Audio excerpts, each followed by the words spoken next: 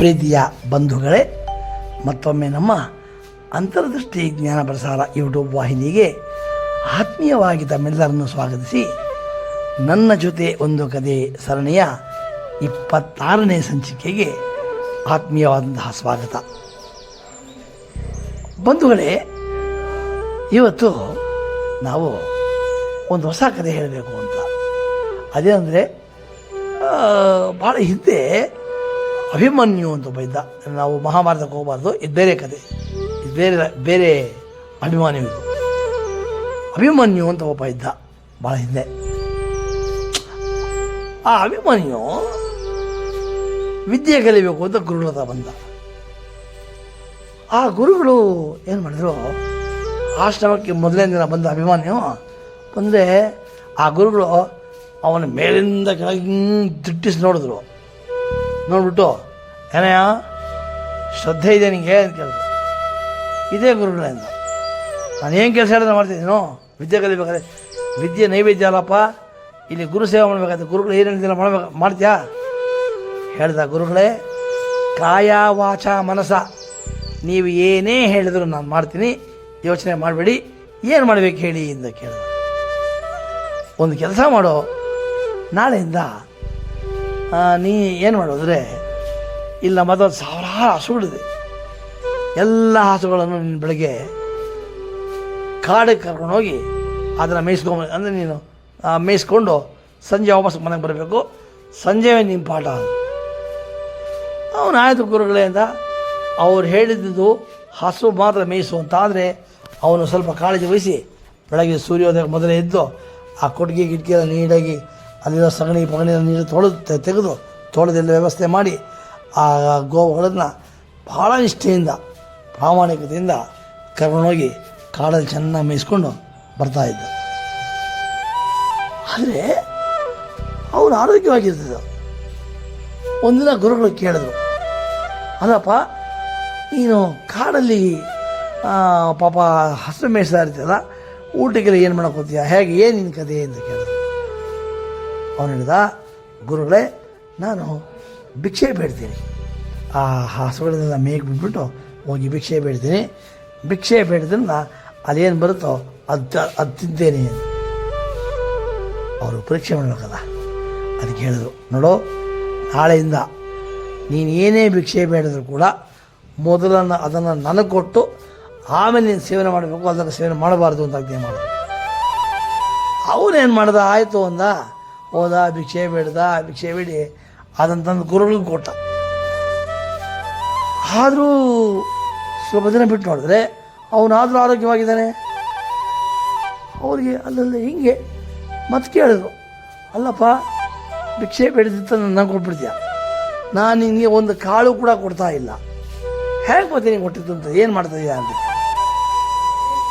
ಆಗ ಅವನು ಹೇಳಿದಂತೆ, ಗುರುಗಳೇ ನಾನು ಏನೂ ಮಾಡಲ್ಲ, ಏನು ಮಾಡ್ತೀನಿ ಗೊತ್ತಾ, ಒಂದು ಭಿಕ್ಷೆ ಬೇಡ್ತೀನ ನಿಮ್ಗೆ ತಂದು ಕೊಡ್ತೀನ, ಎರಡನೇ ಭಿಕ್ಷೆ ಬೇಡ್ತೀನಿ ಅದನ್ನು ನಾನು ತಿಂತೀನಿ. ಅವ್ರು ಹೇಳಿದ್ರು, ನೋಡು ಆಶ್ರಮದಲ್ಲಿ ಇನ್ನೊಬ್ಬನೇ ಇಲ್ಲ, ಹಂಗಾಗಿ ಎರಡನೇ ಭಿಕ್ಷೆ ಬೇಡಬಾರ್ದಂಗಿಲ್ಲ ಇನ್ಮೇಲೆ ಅಂತಂದರು. ಸರಿ ಬಿಡಿ ಅಂತ. ಸರಿ ಬಿಡಿ ಅಂದ್ಬಿಟ್ಟು ಅವನೇನು ಆದರೂ ಒಂದು ಸ್ವಲ್ಪ ದಿನ ಬಿಟ್ಟು ನೋಡ್ತಾರೆ, ಆದರೂ ಹುಡುಗ ಆರೋಗ್ಯವಾಗಿದ್ದಾನೆ. ಇದು ಹೆಂಗೆ ಅಂತ ಅರ್ಥ ಆಗಿಲ್ಲ ಅವ್ರಿಗೆ. ಮತ್ತೆ ಕೇಳಿದ್ರು, ಏನು ಮಾಡ್ತೀವ ಮಾರಾಯ ಅಂದರು. ಅವನಿದ ಏನು ಮಾಡಲ್ಲ, ಅಲ್ಲಿ ಹಸು ಕರುಗೆ ಹಾಲು ಕೊಟ್ಟಿರ್ತಲ್ಲ, ಆ ಹಾಲು ಮಿಕ್ಕಿರುತ್ತೆ ನೋಡಿ, ಆ ಮಿಕ್ಕಿರೋ ಹಾಲನ್ನು ನಾನು ಕುಡಿತೀನಿ ಅಂತ. ಆಗ ಅವ್ರು ಹೇಳಿದ್ರು, ನಮ್ಮಪ್ಪಣೆದ ಹಂಗೆಲ್ಲ ಇದು ನನ್ನ ಹಸು ನಂದಿದು, ನನ್ನ ಅಪ್ಪಣೆದ ಹಂಗೆಲ್ಲ ನೀನು ಹಾಲು ಕುಡಿಬಾರ್ದು ಅಂತ. ಆಯಿತು ಸ್ವಲ್ಪ ದಿನ ಆಯಿತು, ತಿರ್ಗಾ ಹಂಗೆ ಇದ್ದಾನೆ. ಏನು ಮಾಡ್ತೀವೋ ಅಂದರು. ಅವ್ನು ಹೇಳಿದ, ಕರುಗಳು ಜಲ್ಸುರಿಸಿರ್ತಲ್ಲ ಅದನ್ನು ಕುಡಿತೀನಿ, ಅದಕ್ಕೆ ಹೊಟ್ಟೆ ತುಂಬುತ್ತೆ ಅಂತ. ಅದೂ ಮಾಡೋಂಗಿಲ್ಲ ಅಂದರು. ಆಯಿತು, ಅವನು ಉಪವಾಸ ಹಿಂಗೆ ಇರ್ತಾ ಇದ್ದ. ಒಂದಿನ ಪಾಪ ಹೊಟ್ಟೆಗೆ ಏನಿಲ್ವಲ್ಲ, ಹೊಟ್ಟೆಗೆ ಏನಿಲ್ಲದಿರುವಾಗ ಅವನಿಗೆ ಪಾಪ ಹಸಿವು ತಡೆಯೋಕ್ಕಾಗಲಿಲ್ಲ. ಏನು ಮಾಡಿದಂದರೆ, ಗುರುಗಳು ಹೇಳಿದ್ದೇನಂತ, ಅವರ ಹಸುವಲ್ಲಿ ಹಾಲು ಕುಡಿಬಾರ್ದು, ಆದರೆ ಎಕ್ಕದ ಗಿಡ ಇದೆಯಲ್ಲ, ಎಕ್ಕದ ಗಿಡದ ಹಾಲು ಕುಡಿಬೋದು ಅಂದ್ಬಿಟ್ಟು ಹೋದ. ಆ ಹಾಲನ್ನ ಆ ಎಲೆ ಕಿತ್ಕೊಂಡ ತಿನ್ನಬೇಕು ಇದು ಮಾಡಬೇಕು ಅಂತ. ಅದು ದುರಾದೃಷ್ಟ ಅಂತಂದರೆ ಅದು ಕಣ್ಣು ಬಂದುಬಿಡ್ತು. ಅವನಿಗೆ 2 ಕಣ್ಣು ಕಾಣದಂಗೆ ಆಗೋದು. ಬರ್ತಾ ಇದ್ದ ಅಲ್ಲಿ ಯಾವುದಾದ್ರು ಬಾವಿ ಇತ್ತು, ಆ ಬಾವಿಲಿ ಬಿದ್ದೋಗ್ಬಿಟ್ಟ ಅವನು. ಯಾಕೆಂದರೆ ಕಣ್ಣು ಕಾಣಿಸೋದಲ್ಲ, ಬಿದ್ದೋಗ್ಬಿಟ್ಟ. ಸಾಯಂಕಾಲ ಆಯಿತು, ಹಾಸ್ಪಿಟಲ್ ಮನೆಗೆ ಬಂದು ಇವನು ಮನೆಗೆ ಬರಲಿಲ್ಲ. ಯಾಕೆ ಅಂತ ನೋಡಿದ್ರು. ಗುರುಗಳೇನು ಮಾಡಿದ್ರು, ಒಂದಷ್ಟು ಶಿಷ್ಯನ ಕರ್ಕೊಂಡು ಕಂದೀಲು, ಆ ಕಾಲದಲ್ಲಿ ಪುಡ್ಡಿಯಿಂದ ಬರೋದು, ಆ ಕಂದೀಲು ತಗೊಂಡು ಅವನ ಅಭಿಮನ್ಯು ಅಂತ ಕರ್ಕೊಂಡು ಬಂದರು. ಎಲ್ಲೋ ಒಂದು ಬಾವಿದ ಗುರುಗಳೇ ನಾನು ಇಲ್ಲಿದ್ದೀನಿ ಧ್ವನಿ ಕೇಳಿಸ್ತು. ಹೋಗಿ ನೋಡ್ತಾರೆ, ಬಾವಿ ಬಿದ್ದೋಗ್ಬಿಟ್ಟಿದ್ದಾನೆ. ಯಾಕೋ ಅಂದರು. ಅವನೇನು ಮಾಡಿದ, ನಡೆದ ಘಟನೆಲ್ಲ ಹೇಳಿದ. ಗುರುಗಳೇ ಹಿಂಗಾಯಿತು, ನಾನು ಹಿಂಗೆ ಮಾಡಬೇಕು ಅಂತ ಹೋದೆ, ನನಗೆ ಹೊಟ್ಟೆ ಹಸಿವು ಆಗಲಿಲ್ಲ, ಅದಕ್ಕೋಸ್ಕರ ಆ ಎಕ್ಕದ ಗಿಡದ ಇದು ಮಾಡೋಕ್ಕೆ ಹೋದೆ. ಅದು ಕಣ್ಣಿಗೆ ಚುಚ್ಕೊಂಡ್ಬಿಟ್ಟು ಕಣ್ಣು ಹೊರಟಿದ್ದು, ಕಣ್ಣು ಕಾಣಿಸ್ತಾ ಇಲ್ಲ ನನಗೀಗ ಅಂತ ಹೇಳಿದ್ರು. ಭಾಳ ಬೇಸರ ಆಯಿತು. ಆಗ ಅವ್ರೇನು ಮಾಡಿದ್ರು, ಬಾ ಮಗು ಅಂತ ಹೇಳಿ ಅವನ್ನ ಎತ್ಕೊಂಡು ಏನು ಮಾಡಿದ್ರೆ ಅವರು ಆಶ್ರಮಕ್ಕೆ ಕರ್ಕೊಬಂದು ಸ್ನಾನ ಆಚರಣೆ ಮಾಡಿಸಿ, ನೋಡು ನಿನ್ನ ಶ್ರದ್ಧೆನ ಪರೀಕ್ಷೆ ಮಾಡಿದ್ದೀನಿ ನಾನು, ನಿನಗೆ ಭಾಳ ಶ್ರದ್ಧೆ ಇದೆ, ಹಾಗಾಗಿ ಇವರೆಲ್ಲರೂ 12 ವರ್ಷದಲ್ಲಿ ಏನು ಕಲಿಬೇಕು ಅಂತಿದ್ರೋ ಅದನ್ನು ಒಂದೇ ದಿನ ನಾನು ದಾರಿ ಮಾಡಿಬಿಟ್ಟು ತಮ್ಮ ತಪಶಕ್ತಿಯಿಂದ ತಲೆ ಮೇಲೆ ಕೈ ಇಟ್ಟರಂತೆ. ಆಗ ಎಲ್ಲ ವಿದ್ಯೆನೂ ಅವನಿಗೆ ಏಕಪ್ರಕಾರವಾಗಿ ಬಂದ್ಬಿಡ್ತು ಅಂತಹ ಒಂದು ಕತೆ. ಅಂದರೆ ಗುರುಗಳ ಮೇಲೆ ಶಿಷ್ಯನಿಗೆ ಎಷ್ಟು ನಂಬಿಕೆ ಇರುತ್ತೋ, ಎಷ್ಟು ಶ್ರದ್ಧೆ ಇರುತ್ತೋ, ಆಗ ಶಿಷ್ಯ ಉದ್ಧಾರ ಆಗ್ತಾನೆ ಅನ್ನೋದರಲ್ಲಿ ಯಾವ ಸಂದೇಹನೂ ಇದೆ. ನಿಮ್ಗೆ ಗೊತ್ತಿದೆ, ನಮ್ಮ ರಾಮನಾಥರಂಥ ಗುರುಗಳು ಅವ್ರ ಹತ್ರ ಶಿಷ್ಯನ ಪರೀಕ್ಷೆ ಮಾಡಬೇಕು ಅಂದ್ಬಿಟ್ಟು ಅವ್ರೇನು ಮಾಡಿದ್ರು, ಒಂದಿನ ಸಾಯಂಕಾಲ ಇದಕ್ಕಿದಂಗೆ ಜೋರು ಆಡೋಕ್ಕೆ ಶುರು ಮಾಡಿದ್ರು. ಯಾಕೆ ಅಂದರೆ ಅವ್ರ ಕಾಲು ನೋವು ಅಂತ. ಆ ಕಾಲು ನೋಡ್ತಾರೆ, ಸುಮಾರು ಮಾವಿನಕಾಯಿ ದಪ್ಪ ಊದ್ಕೊಂಡ್ಬಿಟ್ಟಿದೆ, ಕಾಲು ಸಿಕ್ಕಾಬಿಟ್ಟು ದಪ್ಪ ಆಗ್ಬಿಟ್ಟಿದೆ. ಏನು ಅವರು ಅಳ್ತಾಯಿದ್ರು, ಅವ್ರ ವೇದನೆ ಕೇಳ್ತಿರೋಕ್ಕಾಗಲ್ಲ, ಯಾಕೆ ಅಷ್ಟು ಜೋರಾಗಿ ಅಳ್ತಾಯಿದ್ರು, ಬಾಯ್ ಪಡ್ಕೋತಾರೆ. ಶಿಷ್ಯಂದೆಲ್ಲ ಬಂದರು, ನೋಡಿದ್ರು, ಅವ್ರ ಭಯ ಆಯಿತು. ಅದು ಏನು ಮಾಡಬೇಕು ಅಂತ ಐಡಿಯಾ ಇಲ್ಲ. ಒಬ್ಬ ಶಿಷ್ಯ ಮಾತ್ರ ಬಂದ, ಏನು ಮಾಡ್ದ, ಅವ್ರ ಕಾಲು ಹಿಡ್ದ, ಸೇವೆ ಮಾಡ್ದ, ಇದು ಮಾಡ್ದ. ಆದರೆ ಅವನ ಕೆಲಸ ಏನು ಗೊತ್ತಾ, ಹೋಗೋದು, ಎಲ್ಲರದ್ದು ಬಟ್ಟೆ ಹಾಕ್ಕೊಂಬರೋದು, ಹಸುರು ಮೇಯಿಸ್ಕೊಂಬರೋದು, ಅವ್ರ ಫೀಲ್ಡ್ ವರ್ಕ್ ಒಂದು. ಅವನು ಯಾಕೆಂದ್ರೆ ದೊಡ್ಡ ವಿದ್ಯಾರ್ಥಿ ಅವನು, ಅವ್ರ ಹತ್ರ ಅವನಿಗೆ ವಿದ್ಯೆ ಕಲಿತಾರೆ ಆಗ್ತಾಯಿಲ್ಲ ಅವನ ಕೈಯಲ್ಲಿ. ಸರಿ, ಹಿಂಗೆ ಆಯಿತು. ಒಂದು ಸರಿ ಒಬ್ಬ ವೈದ್ಯ ಕಲಿಸ್ತದೆ. ವೈದ್ಯರು ಏನು ಮಾಡಿದ್ರು, ಒಂದು ಮಾತು ಹೇಳಿದ್ರು, ನೋಡಿ ಈ ಗಾಯವನ್ನು ಯಾರು ಕಚ್ಚಿ ಬಾಯಿಂದ ಕ್ಯೂ ಕುಡಿದ್ಬಿಡ್ತಾರೆ, ಆ ಕ್ಯೂ ತೆಗೆದುಬಿಟ್ರೆ ಆಗ ವಾಸಿ ಆಗತ್ತೆ. ಈ ವಿಷಯ ಮಕ್ಕಳೆಲ್ಲ ಗೊತ್ತಾಯ್ತು.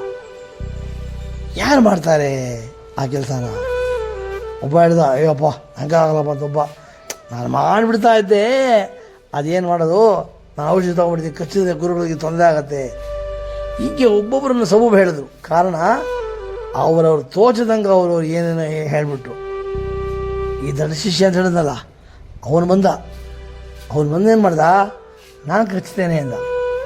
ಯಪ್ಪ ಹೆಂಗೋ ಕ್ಯೂ ಹಂಗೆ ಹಾಗೆ ಕಚ್ಚಿದ್ರಿ, ಕ್ಯೂ ಹಂಗೆ ಬರುತ್ತಲ್ಲೋ ಅಂದರು. ಬರಲಿ ಬಿಡಿ ಇಂದ ಅವನು ಏನು ಮಾಡ್ದ ಗೊತ್ತಾ ಸ್ನೇಹಿತರೆ, ಹೋದ, ಆ ಬಿಳಿ ಬಟ್ಟೆ ಕಟ್ಟಿತ್ತಲ್ಲ ಅದನ್ನು ಬಿಚ್ಚಿದ, ಹಾಗೆ ಎಳ್ದ.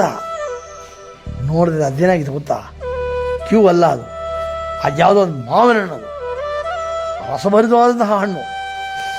ಏನು ತಿಂತಾಯಿದ್ರೆ ರುಚಿ ಹತ್ಬಿಡಿದು ಅವನಿಗೆ. ಕೆಲವು ಜನ ನೋಡ್ತಾ ಇದ್ದಾರೆ, ಅವನು ಖುಷಿಗೆ ಎಂಜಾಯ್ ಮಾಡ್ತಾನೆ. ಏನದು ಅಂದರು, ಅವನು ಮಾವಿನ ಹಣ್ಣು ಅಂದ. ಎಲ್ಲರೂ ಆಶ್ಚರ್ಯ ಅಂದರು. ಹಾಗೆ ಗುರುಗಳು ನೃತ್ಯ ಹೇಳಿದಂತೆ, ನಾನು ದಡ್ಡ ಅಲ್ಲ ಕಂಡ್ರಯ್ಯ, ನನ್ನ ಕಾಲಿಗೆ ಏನೂ ಆಗಿರಲಿಲ್ಲ, ಸುಮ್ಮನೆ ಒಂದು ಮಾವಿನ ಹಣ್ಣನ್ನು ಮಂಡಿ ಕಾಲಿಗೆ ಕಟ್ಟಿಬಿಟ್ಟು ನೋವು ನಿಮ್ಮನ್ನು ಪರೀಕ್ಷೆ ಮಾಡೋ ಸಲುವಾಗಿ ಏನು ಮಾಡಿದೆ, ನೋವು ಒಂದು ನಾಟಕ ಆಡಿದೆ. ಆದರೆ ನಿಜವಾಗಲೂ ಗುರು ಸೇವೆ ಮಾಡೋದ್ರಲ್ಲಿ ಯಾರಿಗೆ ಶ್ರದ್ಧೆ ಇದೆ ಅಂದರೆ ಅದಕ್ಕೆ ಅವ್ರು ಇರೋ ಮಾತ್ರ ಅಂಥೇಳಿ ಅವನಿಗೆ ಗುರುಗಳು ಆಶೀರ್ವಾದ ಮಾಡಿದ್ರು ಅಂತ. ಕೆಲವೊಮ್ಮೆ ನಮ್ಮನ್ನು ಗುರುಗಳು ಕಾರಣಾಂತರಗಳಿಂದ ಪರೀಕ್ಷೆ ಮಾಡ್ತಾರೆ, ಆಡಬಾರ್ದು ಮಾತು ಆಡ್ತಾರೆ, ಅವಮಾನ ಮಾಡ್ತಾರೆ. ಅದನ್ನೆಲ್ಲ ನಾವು ಸಹಿಸಿಕೊಳ್ಳಬೇಕು. ನಾವು ಸಹಿಸ್ಕೊಂಡಾಗ ನಾವು ಮುಖ್ಯವಾಗಿ ಏನಾಗಬೇಕು ಅಂದರೆ ಗುರುಗಳಿಗೆ ನಾವು ಶರಣಾಗಬೇಕು. ಪುರಂದರದಾಸರು ಬಹಳ ಚೆನ್ನಾಗಿ ಹೇಳಿದ್ದಾರೆ, ಅನುದಿನ ಗುರುಕಾರುಣ್ಯವ ಪಡೆದವರಾಗಿ, ಗುರುವಿಗೆ ಬಾಹುರಂತವರಾಗಿ, ಗುರುವಿನ ಪಾದವ ಸ್ಮರಿಸುವರಾಗಿ, ಪರಮ ಪುಣ್ಯವ ಮಾಡುವರಾಗಿ. ಗುರುವಾಕ್ಯವನ್ನು ಪರಿಪಾಲನೆ ಮಾಡಬೇಕು. ನಾವು ಗುರುವಾಕ್ಯವನ್ನು ಚಾಚೂ ತಪ್ಪದೆ ಪರಿಪಾಲನೆ ಮಾಡಿ ಸಂಪೂರ್ಣ ನಾವು ಗುರುಗಳಿಗೆ ಗುರು ಗರಿಮೆಯ ಮಹಿಮೆಯನ್ನು ಜನರೇನು ಬಲ್ಲರೋ, ಹರಿಮುನಿದರೆ ಗುರು ಪೊರೆಯುವನೇ, ಗುರು ಮುನಿದರೆ ಗತಿ ಯಾರು. ಎಲ್ಲ ಗುರುಗಳಾಗ್ತಾರೆ ಹಂಗನ್ಬಿಟ್ಟು ಅಲ್ಲ, ಎಲ್ಲರೂ ಜಗತ್ತಿನ ಗುರುಗಳಾಗಲ್ಲ. ಯಾವನ ಗುರು ಆಗೋದು? ಅಪರೂಪಕ್ಕೆ ಯಾವನೋ ಒಬ್ಬ ಗುರುಬೋಧನೆ ಗ್ರಹಿಸಿ ಭುವನ ಮೋಹಿನಿ ಮಾಯೆಯ ಮೀರಿ ಸಂತನಾಗುವನು. ಅವನು ಮಾತ್ರ ಗುರುಗಳಾಗೋದು. ಯಾರ್ಯಾರೋ ಗುರುಗಳಾಗ್ಬಿಡೋದಂಗಿಲ್ಲ. ಗುರುವೇ ಅಗಸ, ಶಿಷ್ಯನೇ ವಸ್ತ್ರ, ದೇವರೇ ಸಾಬೂನು, ಜ್ಞಾನಶಿಲೆಯ ಮೇಲೊಗೆಯುವನು, ಜ್ಯೋತಿಯು ಹೊಂಬುವುದು ಅಂತ ಮಾತು. ನಾವೆಲ್ಲ ಗುರುಗಳ ಪ್ರಾರ್ಥನೆ ಮಾಡಬೇಕು. ಗುರುಗಳೇ ಏನು ಮಾಡೋದು? ಹೇ ಪ್ರಭುವೆ ಹಾಗೆಂದಿಗೂ ಗೈಯಬೇಡ ಪ್ರಾರ್ಥನೆ ಮಾಡ್ತಾವೆ. 100 ಸಲ ನೀನೆತ್ತಿ ನಿಲ್ಲಿಸಿದರೂ ಕೂಡ ಏನು ಮಾಡೋದು ನಾವು? ಯಾಕೆ?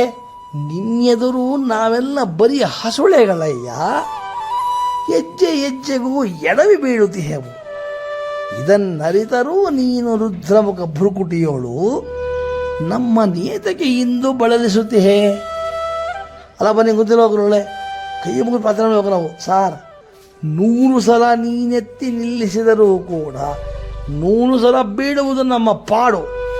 ಯಾಕೆ ನಮ್ಮ ಪಾಡು ಅಂದರೆ ನಾವೆಲ್ಲ ದುರ್ಬಲ ಮತಿಗಳು. ಇಂತಹ ದುರ್ಬಲ ಮತಿಯನ್ನು ಕರುಣದಿಂದಲೇ ನೋಡು ಅಂತ ಕೇಳ್ಕೋಬೇಕು ನಾವು. ಯಾವಾಗ ನಾವು ಗುರುಗಳಿಗೆ ಅತೀ ವಿನಮ್ರಪೂರ್ವಕವಾಗಿ ನಾವು ಶರಣಾಗ್ತೇವೆ, ಗುರುವಿನ ಗುಲಾಮನಾಗುವ ತನಕ ದೊರೆಯದಂಡ ಮುಕುತಿ ಅಂತ ಅಪಾರ್ಥ ಮಾಡ್ಕೋಬಾರ್ದು. ಗುಲಾಮ ತಕ್ಷಣ ಹೋಗಿ ಗುರುಗಳ ಬಟ್ಟೆ ಹೋಗ್ಕೊಟ್ಬಿಟ್ಟು ಸ್ನಾನ ಮಾಡಿಬಿಟ್ಟು ಅವ್ರ ಮನೆ ಕೆಲಸ ಮಾಡಿಬಿಟ್ರೆ ಅಲ್ಲ. ಗುರುವಿನ ಮಾರ್ಗವನ್ನು ಅನುಸರಿಸಬೇಕು. ಗುರು, ಗು ಅಂದರೆ ಕತ್ತಲು, ರು ಅಂದರೆ ಬೆಳಗು. ಯಾವನು ಅಜ್ಞಾನದಿಂದ ಜ್ಞಾನದೆಡೆಗೆ, ಕತ್ತಲೆಯಿಂದ ಬೆಳಗಿನೆಡೆಗೆ ನಮ್ಮನ್ನು ಕರ್ಕೊಂಡ್ಬರ್ತಾ ಬರುತ್ತೋ ಅದೇ ಗುರು. ಶಕ್ತಿ ಶಕ್ತಿ ಸಂಶಯ ರಾಕ್ಷಸನ್ನ ಅದಕ್ಕೆ ಅವರು ಕರ್ಮ ಕಲೆಯವರನದ್ಭುತ ಚೇಷ್ಟಂ ಯಾಮಿ ಗುರುಂ ಶರಣಂ ಭವವೈದ್ಯ. ಗುರುವಿಗಿಂತಲೂ ಭವವೈದ್ಯರು ಜಗತ್ತಲ್ಲಿ ಯಾರೂ ಇಲ್ಲ. ನಾವು ಉದ್ಧಾರ ಆಗಬೇಕಾದ್ರೆ ಕೇವಲ ಗುರುಗಳ ಚರಣ ಅರವಿಂದಗಳಲ್ಲಿ ನಮ್ಮನ್ನು ನಾವು ಪೂರ್ತಿ ಸಮರ್ಪಿಸಿಕೊಂಡಾಗ ಮಾತ್ರ ನಾವು ಉದ್ಧಾರ ಆಗ್ತೇವೆ. ಆ ಹಾದಿಯಲ್ಲಿ ನಾವು ಸ್ವಲ್ಪವಾದರೂ ಗುರುಗಳ ಮೇಲೆ ನಂಬಿಕೆ, ಗೌರವ, ಪ್ರೀತಿ, ವಿಶ್ವಾಸವನ್ನಿಟ್ಟು ಸಾಧನೆ ಮಾಡೋಣ. ಈ ಮನುಷ್ಯ ಜನ್ಮವನ್ನು ಸಾರ್ಥಕ ಮಾಡಿಕೊಳ್ಳೋಣ ಅಂತ ಹೇಳ್ತಾ ಈ ಸಂಚಿಕೆ ಮುಗಿಸ್ತೇನೆ. ನಮಸ್ಕಾರ.